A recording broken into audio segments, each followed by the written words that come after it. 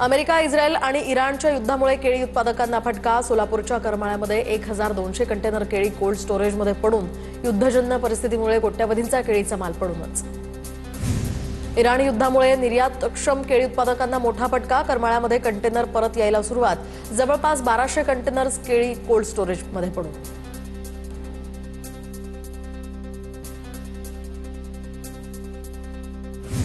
अमरावती जिल्ह्यामध्ये हरभरा काढण्याची लगबग. गहू पिकाबरोबरच अमरावती जिल्ह्यामध्ये यंदा मोठ्या प्रमाणात हरभऱ्याची पेरणी.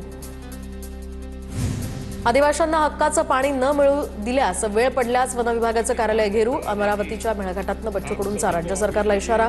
बच्चू कडूंच्या मेळघाट संघर्ष आणि कर्जमाफी आठवण यात्रेचा आजचा तिसरा दिवस.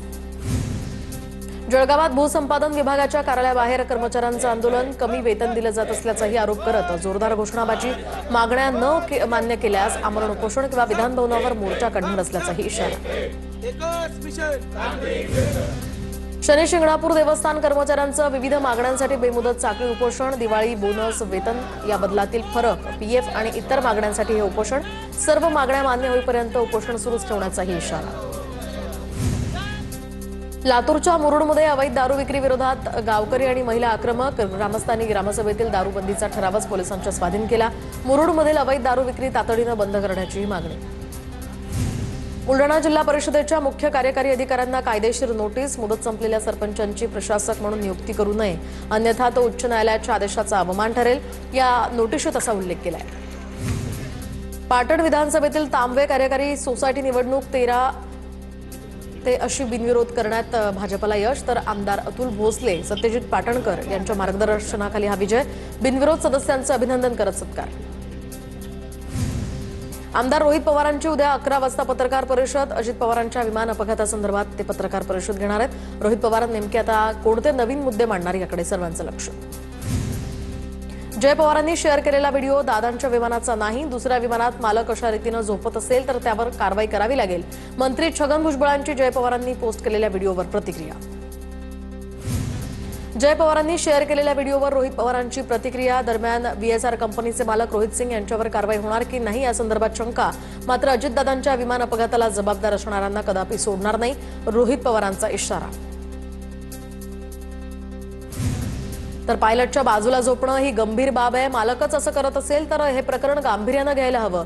जय पवारांनी शेअर केलेल्या रोहित सिंगच्या व्हिडिओवर शिरसाटांची ही प्रतिक्रिया. आमदार खासदार बनणं सोपं आहे, नगरसेवक बनणं फार कठीण आहे. केंद्रीय मंत्री नितीन गडकरी यांचं वक्तव्य.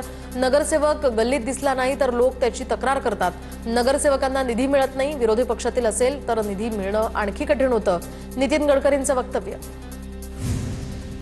ठाकरेंच्या शिवसेनेचे नेते उन्मेष पाटील शिंदेंच्या शिवसेनेमध्ये प्रवेश करणार. तर 6 मार्चला मुंबईमध्ये त्यांचा पक्षप्रवेश होणार. संभाजीनगरच्या बँकेकडून पाटलांच्या मालमत्तेवर जप्तीची कारवाई सुरू करताच शिंदे सेनेत त्यांचा प्रवेशाचा निर्णय. नंदुरबार जिल्ह्यामध्ये 3 सत्ताधारी आमदार असताना सुद्धा पालकमंत्रीपद रिक्तच. काँग्रेसचे माजी मंत्री केसी पाडवी यांची टीका. पालकमंत्री नसल्यामुळे बजेटमधून आदिवासींसाठी वेगळी तरतूद कशी करणार, पाडवींचा सवाल.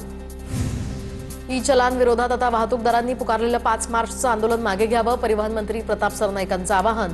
अन्यायकारक ई लिलाव रद्द करण्यासंदर्भात शासन सकारात्मक निर्णय घेईल, सरनाईकांचं आश्वासन. धुळ्यातील दोंडाईच्या मधील होळी उत्सवात पालकमंत्री जयकुमार रावल यांचाही सहभाग. यावेळी तरुणांसह जयकुमार रावल यांनी डीजेच्या तालावर धरलाय ठेका. भाजपचे आमदार नारायण कुसेंनी अंबडमध्ये बंजारा समाज बांधवांसोबत केली धुळवड साजरी. तर याचवेळी नारायण कुसेंनी पारंपरिक लिंगी या नृत्यावर धरला ठेका.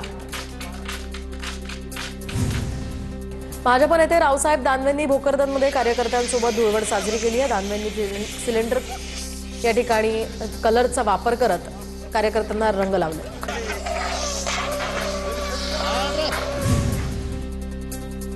हिंगोलीच्या औंढा नागनाथ या मंदिरामध्ये चंद्रग्रहणामुळे दर्शन काही वेळ बंद असणार. दुपारी 3 वाजल्यापासून ते संध्याकाळी 7 वाजेपर्यंत दर्शन बंद. ग्रहण काळामध्ये शिवलिंगावर पांढरा कपडा टाकून मंत्रोपचार जप.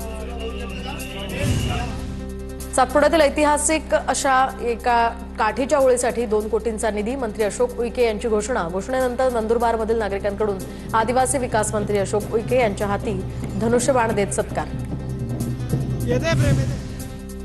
मुंबईतील कांदिवली चारकोप सेक्टर 2 मध्ये एकविरा प्रतिष्ठानकडून होळी उत्साहात साजरी, तर एआयमुळे होणारे फायदे आणि तोटे दाखवण्याचा प्रयत्न मंडळानं केला.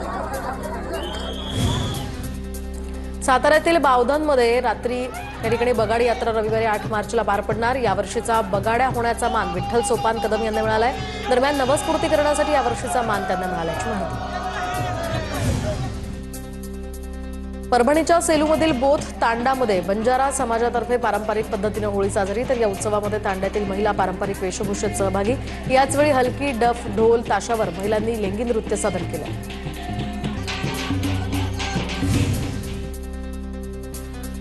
तर सोलापूरच्या माढ्यामध्ये रखडलेल्या क्रीडा संकुलाच्या कामाला अखेर मुहूर्त मिळाला. आमदार अभिजित पाटलांकडून 2 कोटींचा निधी मंजूर करत इंडोर स्टेडियम हॉलच्या कामाचं भूमिपूजन.